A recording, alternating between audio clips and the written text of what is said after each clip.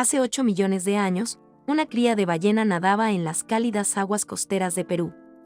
Tenía solo 3 o 4 metros de largo, aproximadamente del tamaño de una ballena belugue, y después de filtrar grandes bocas de agua rica en plancton, no se dio cuenta de que un depredador nadaba debajo. Al igual que el gran tiburón blanco de nuestros días, este depredador probablemente caza ballenas desde abajo o desde atrás, si su presa es capaz de eclosionar. Parece que esta pequeña ballena no tenía esa habilidad, pero para un cazador el elemento sorpresa era suficiente. Nadó para atacar y ese fue el final de la ballena. Sabemos quién era el depredador, porque dejó un diente en el cuerpo de la ballena que finalmente se fosilizó. Por lo general, se los conoce como la especie Megalodon y fueron los tiburones más grandes que jamás hayan existido. Hasta 18 metros de largo, era casi las 3/4 partes del tamaño de una ballena azul en la actualidad. Su diente era tan grande como tu mano, o incluso más grande, y su mandíbula era lo suficientemente ancha como para tragarte entero. Megalodon vivió en todo el mundo, desde los Países Bajos hasta Nueva Zelanda, y durante más de 10 millones de años ha estado en la parte superior del océano como el depredador más fuerte, hasta hace 2,6 millones de años cuando desapareció. Megalodon, completamente extinguido del registro fósil así como de la época del Plioceno, pasó al Pleistoceno, y también hay evidencia de su extinción en la composición de la vida marina que tenemos hoy, especialmente en los tipos y el tamaño de las ballenas nadando en nuestros océanos. Entonces, ¿qué pasó con el tiburón más grande de la historia?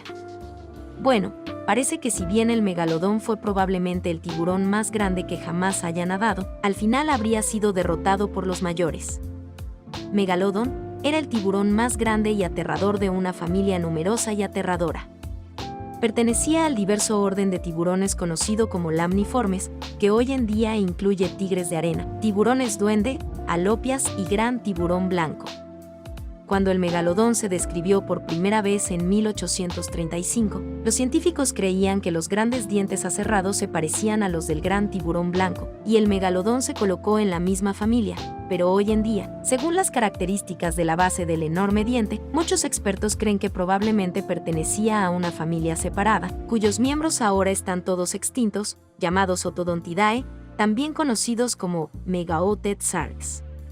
Uno de los grupos más pequeños y antiguos de megatods, que dio origen al megalodón, fue un tiburón conocido como Otodus obligus, que vivió a principios del Eoceno, unos 20 millones de años antes de que apareciera el megalodón.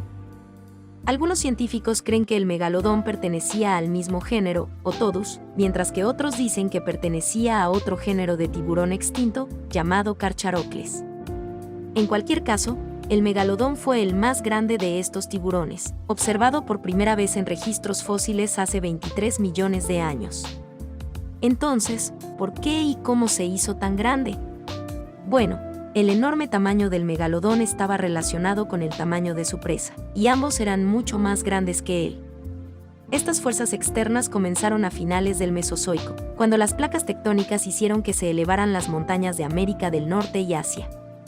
Durante estas cadenas montañosas en crecimiento, bombearon grandes cantidades de sedimentos ricos en nutrientes directamente al océano, aumentando la productividad del ecosistema cercano a la costa, y a medida que crecían las algas y las plantas, también lo hacía el grupo de alimentos favorito del megalodón, los mamíferos marinos. Los mamíferos marinos, como las ballenas, los delfines y las focas, tienen un alto contenido de grasa, lo que los convierte en un refrigerio alto en calorías para cualquier depredador que pueda atraparlos, y aunque los mamíferos marinos han crecido con el tiempo, también lo han hecho los tiburones. En el transcurso de 20 millones de años, los mamíferos marinos y la línea de tiburones megatod han duplicado el tamaño del megalodón y ha comenzado a crecer rápidamente. Se han encontrado fósiles de megalodones recién nacidos en lugares como Panamá, lo que demuestra que medían entre 2 y 3 metros de largo. La mitad del tamaño de un tiburón blanco adulto y aproximadamente unas 5 veces más grande que su antepasado, Otodus obligus. Y estos tiburones crecieron como malas hierbas. Megalodon alcanzó su longitud máxima alrededor de los 25 años. Así que, a medida que crecía, ayudaba a los megalodones a mantener el tamaño de los mamíferos marinos que cazaban. Su diente fue encontrado atrapado en las costillas de muchas especies de ballenas no identificadas, e incluso en un pinniped del tamaño de un león marino. Así que el tamaño fue una adaptación muy útil para los tiburones gigantes hasta que desapareció. Porque hace 2,6 millones de años, el megalodón desapareció, y existen algunas posibles razones para ello. Para empezar, hace 2,6 millones de años marcó el comienzo de la era del Pleistoceno, cuando comenzaron a asentarse temperaturas más frías y largos periodos de glaciación, periodo también conocido como la Edad de Hielo. Este cambio de temperatura probablemente afectó directamente al megalodón, o podría haber tenido un impacto en su fuente de alimento. Eso es porque el cambio climático ha llevado a la reestructuración ahora y donde viven las ballenas. A medida que el clima cambió, más cerca de los polos comenzaron a formarse entornos más productivos con más alimentos.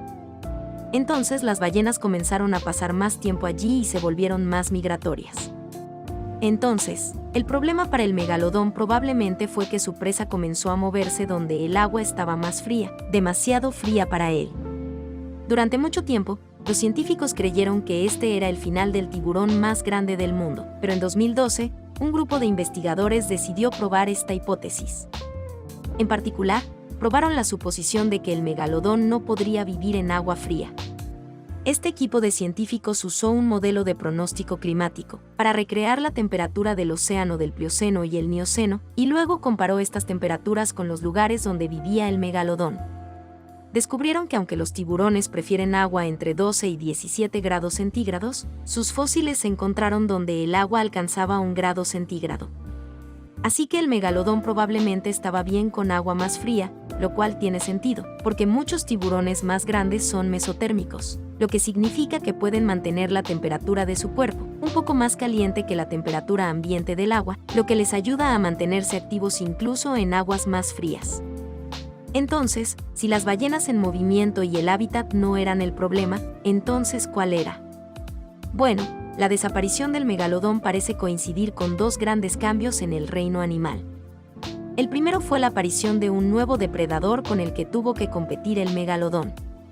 Por ejemplo, desde mediados del Mioceno, hemos encontrado el cachalote llamado Liviatán, que lleva el nombre nada menos que del autor de Moby Dick.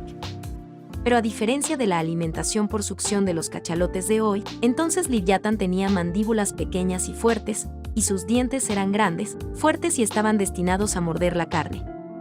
Además, con una longitud de 17 metros, Liviatán no solo se alimentaba de calamares, comía y otras ballenas. Fue una de las muchas especies de ballenas carnívoras del Mioceno medio. A finales del Mioceno, aparece otro adversario en los registros fósiles. El primer antepasado del gran tiburón blanco, Carcharodon ubeli.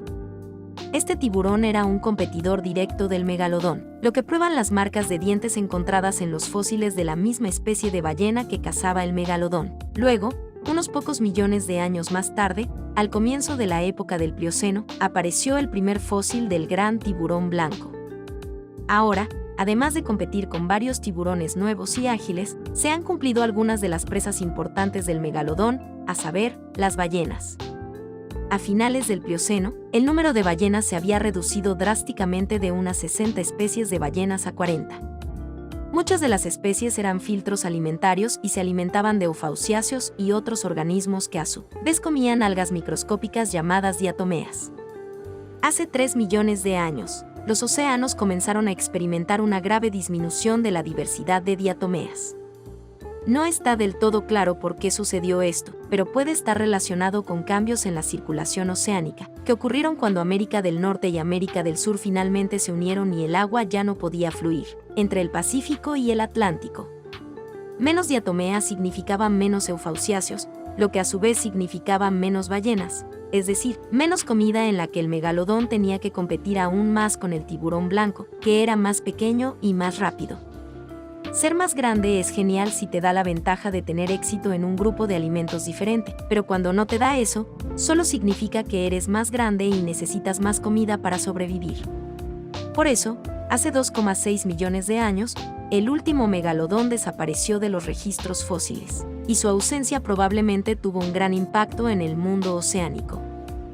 En los últimos millones de años, el gran tiburón blanco ha asumido el papel de superdepredador, pero este carnívoro mucho más pequeño no ha podido cazar las ballenas más grandes que normalmente comía el megalodón. Por ejemplo, sabemos que el gran tiburón blanco se alimenta muy a menudo de delfines que tienen la mitad de su tamaño. Entonces, es posible que un megalodón de 18 metros haya comido ballenas de 9 metros de largo, demasiado grandes para otros depredadores, y después de que el megalodón desapareció, el tamaño de las ballenas explotó. Durante el Pleistoceno, las aguas se volvieron más frías y la nueva y mejorada productividad en los polos trajo de vuelta a las diatomeas. Este nuevo entorno productivo, junto con la ausencia de grandes depredadores, hizo que las ballenas pudieran crecer 2 veces más que una ballena durante el Plioceno. Es por eso que la ballena azul, el animal más grande descubierto en nuestro planeta, apareció en los registros fósiles recientemente, hace menos de 2 millones de años. Sin la existencia de los tiburones de 18 metros nadando, los océanos finalmente lograron albergar ballenas de más de 25 metros, por lo que el megalodón y los antepasados tenían algo para correr. Vale la pena señalar que el tiburón blanco más grande de la actualidad es 1 metro más grande que sus antepasados del Mioceno y se volvió un poco más rápido, tal como había evolucionado el megalodón. Los tiburones megatod tardaron unos 30 millones de años en alcanzar el enorme tamaño de un megalodón. Una lenta transformación que tuvo lugar, mientras que las ballenas y otros mamíferos marinos crecían en tamaño. Pero las ballenas de hoy ya son enormes y se encuentran con muy pocos depredadores, dejándolas abiertas para un supertiburón. Entonces, probablemente el gran tiburón blanco podría convertirse en el megalodón del futuro, y estos tiburones gigantes volverán a patrullar nuestros océanos.